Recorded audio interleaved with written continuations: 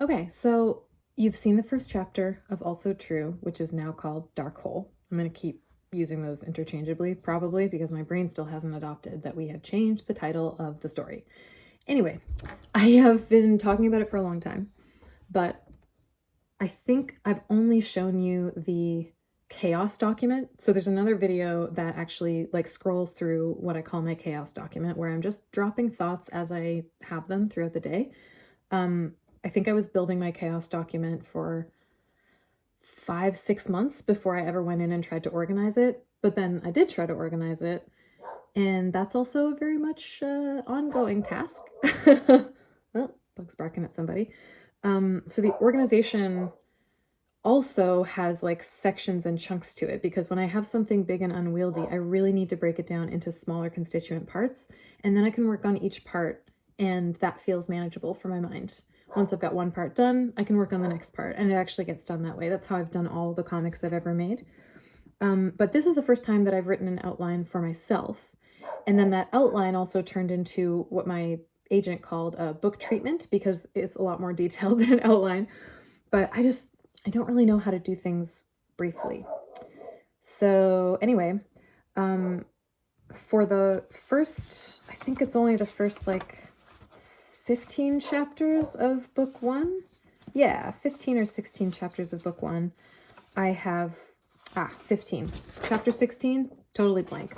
Uh, I printed them out. I printed out the treatment, and that's because I don't want to be looking at a screen all the time, but also sometimes the physical ability to say, this is one page and this is another, and I can like put them in order or move them around if I want to. That just helps the way that my brain visually processes things.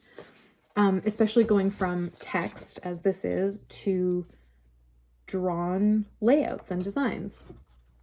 So I go straight from text, whether it's this kind or bullet point notes or anything at all, into zero drafting thumbnails. I don't like to zero draft the full page before I've done the thumbnails, because the thumbnails give me a sort of zoomed out understanding of like the flow of a story.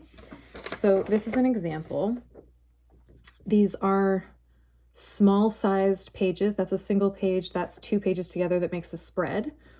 And I'm doing the loosest, like these are so sketchy. These are so like blobs.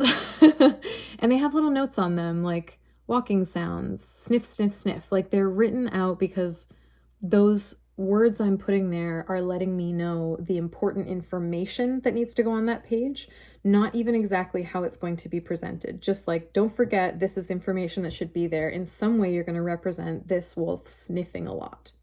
And then I'll figure out exactly what that looks like as I do the next zero draft process. But this is the loose, like thumbnail zero draft version. And then when I go into Procreate, I'll do the full page of each of these things. So I bet I could show you a full like time lapse of one of these pages getting made. And you'll see that like I do the same very blobby, sketchy version of the whole page, but those blobs and sketches are a little bit more precise in terms of how far down on the page does this big shape take place. And then once I have those loose big shapes and they're like more precisely, I might even use them as different layers and like move them up and down to experiment and see if I like the layout of that specific page, because I've already seen how that layout fits into everything else. Now I can look at that specific page and make it beautiful. So then I'll be looking at that specific page, doing a little bit more detail on it. And as I've got, like once I've got a sketched version, that would be what I'd call like a loose pencils version of it. Then I will just move on and do another one of those for the next page and try to see the full chapter done in those loose pencil ways, which now I'm doing digitally, so I can't physically spread them out in the way that I usually like to. But because I have this map, that doesn't bother me as much. However, the ideas sitting on this page where I said like sounds of walking in this one section or sniffing happening over here, I've written those as notes to say those ideas need to be present, but it's only when I'm doing that loose pencil stage of each page on its own as an individual that I start to make the decisions of how am I actually going to do that, which is why for me, all of this is writing.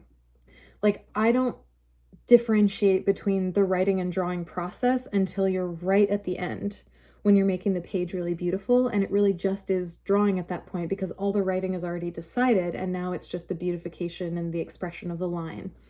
So when they're a bunch of loose pencils together, I might make a decision like, okay, for the sounds of walking that are supposed to go here, I'm going to try putting little words in that say like crunch, crunch, crunch, and see if that's enough. If I look at that and go, it's not really doing it for me, or maybe I want something a little more unexpected, then I'll try other things. Like, okay, what if I do little like squiggly lines, and I'm basically trying to associate those squiggly lines with the sound of walking simply by repeating them together all the time and making it a little bit stand apart from the background. Like if I drew a squiggly line next to my foot as I'm walking, but I didn't make it clear that that's not just another stick on the ground, it would never turn into the visual language that I need it to be. So I'm going to have to differentiate some squiggly lines from the rest of the squiggly lines of like trees and grass and stuff. How am I going to do that? I might put like a little white bubble around it, like almost like a speech balloon, but it's not. This is what we would call onomatopoeia, or it is onomatopoeia if I do it with letters, but I meant to say emanata.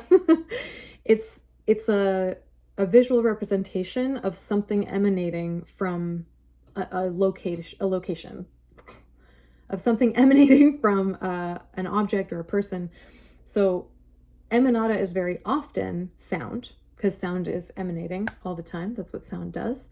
But emanata can also be just like a little shape or bubble that's coming from an object or a person, but that depicts something that maybe is happening internally for them that you can't see.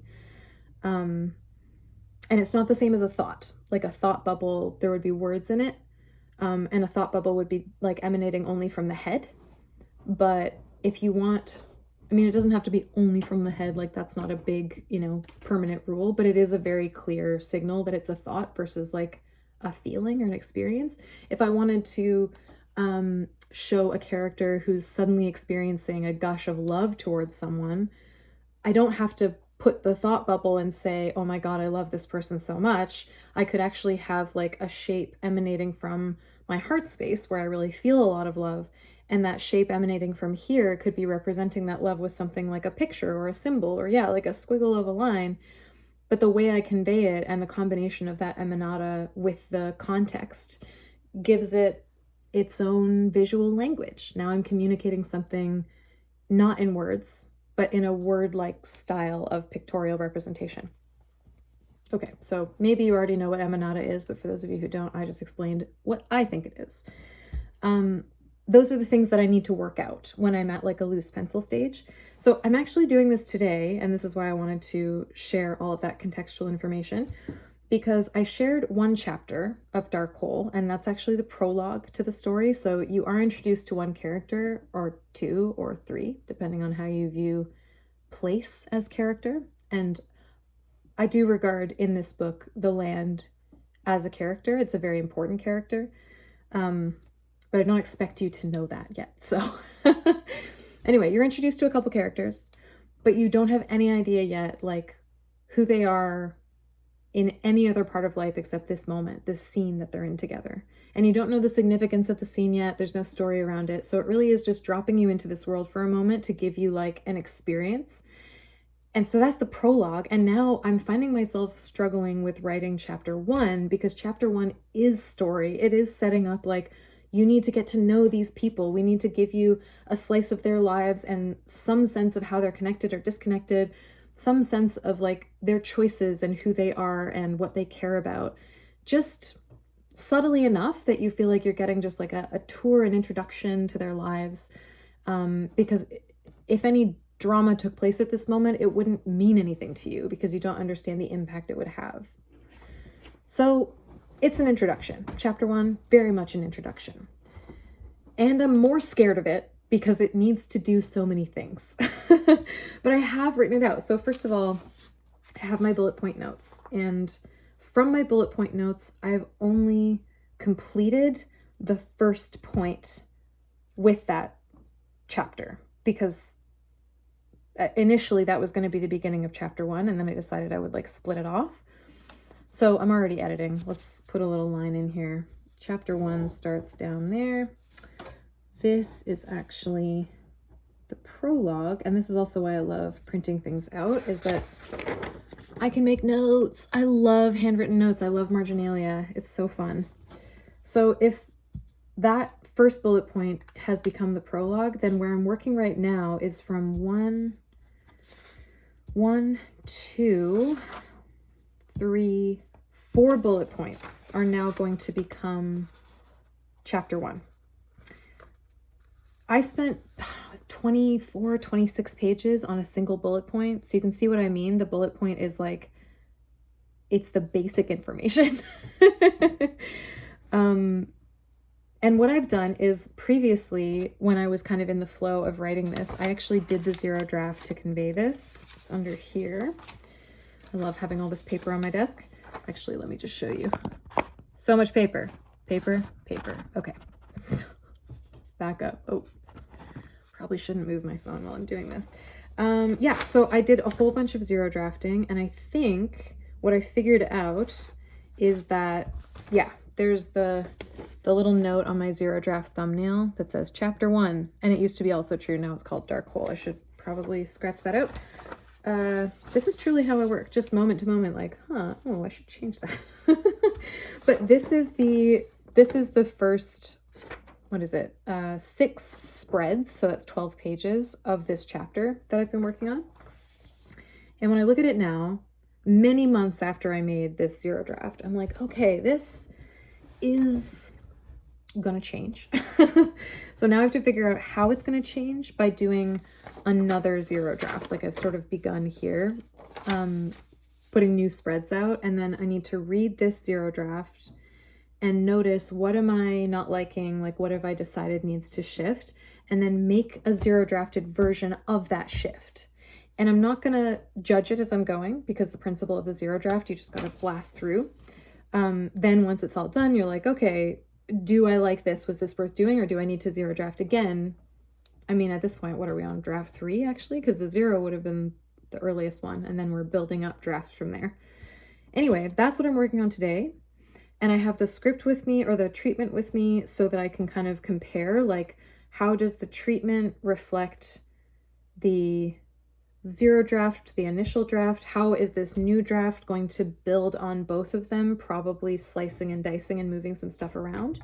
And then once I have a new zero draft for it, I will put it away again, read it in a few days or maybe a week, more open to what it actually is, because in the moment of creating, my intention is still so present. When I pause and I put it away and I put my brain onto totally other things, I'll come back and look at this and feel like I'm reading it anew in a way.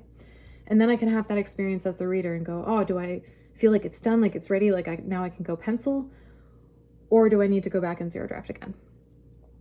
And once I have the pencils worked out, which is actually going to take quite a long time to transfer from the thumbnails to those pencils, with all of the decisions that have to get made, all the writing that has to happen in that space, that's also when I'll start working in like the actual words that characters say, anywhere that I need words to appear, trying to find the character voices in that process.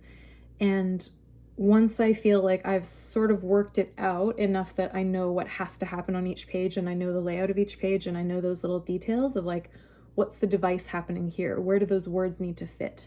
Then I'll start tackling each page in terms of the final drawing. And that's where I am still writing a bit, but at that point it's more about like, how do I make this feel right, feel emotional, feel beautiful? How are the characters represented? How's the flow? How's the movement? All that fun stuff that feels more like the aesthetic process and the process of sort of mystery coming into the drawing. So that's where I'm at. Can you believe how many process videos I've made, and I'm only just here now? Like, this is making comics. It takes so long, but I'm really happy that you're paying attention, because it's a joy for me to share this stuff and hopefully make it feel a bit less scary for you to do it. But also just because I'm very lonely in my process, just sitting here in my house and talking to other people about it. It's a good feeling. So thanks for watching, and I'm probably going to make another one of these pretty soon, because I am dedicated. I want to have the zero draft of this finished before the end of September, so that in October I can plan and start executing those pencil pages. And then this chapter will probably be done by the end of the year. maybe even sooner. Depends on how much I have to change. Anyway, there's comics coming.